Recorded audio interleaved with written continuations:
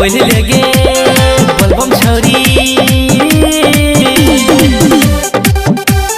बोल लगे बोलबम छौरी। सपना स्टूडियो दिल्ली बोलबम छौरी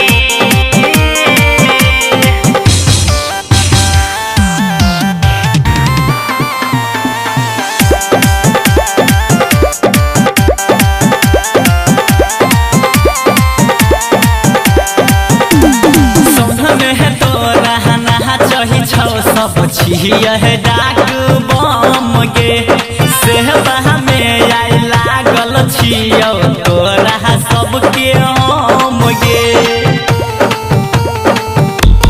हे गे संग में तोरा नाचही छौ सब छिया है डाक बम गे सेहबा में आई लागल छियो तोरा सबके हम गे। अरे धीरे धीरे नाचिया खुन माने हमर बात ऐसे ठुमका लगभी तो गिर जेतो गंगा जल। बोल लेगे गे गे बोलबम छौरी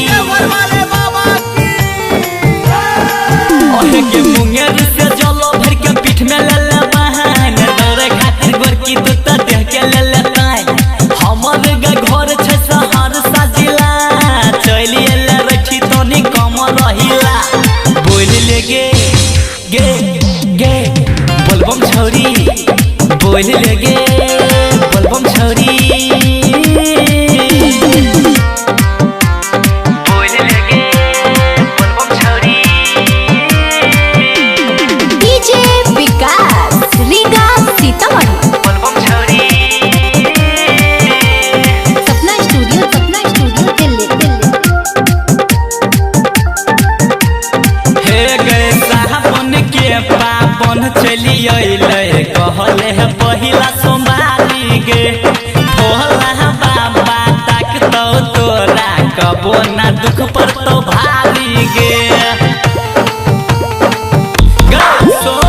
साहबन के पापन चली अइले कहले है पहिला सोमवारी गे भोला बाबा ताकतो तोरा कबो ना दुख पर तो भारी गे। सबके छोड़ गल के साथी कह पर मुद्दे हाथी भांग वाला भंग गोली खा के मस्ती में डोल। बोल लेगे गे गे बोलबम छौरी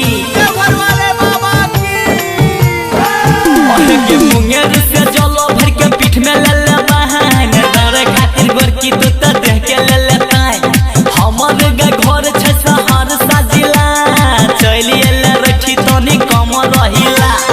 बोल लेगे गे गे बोलबम छौरी बोल लगे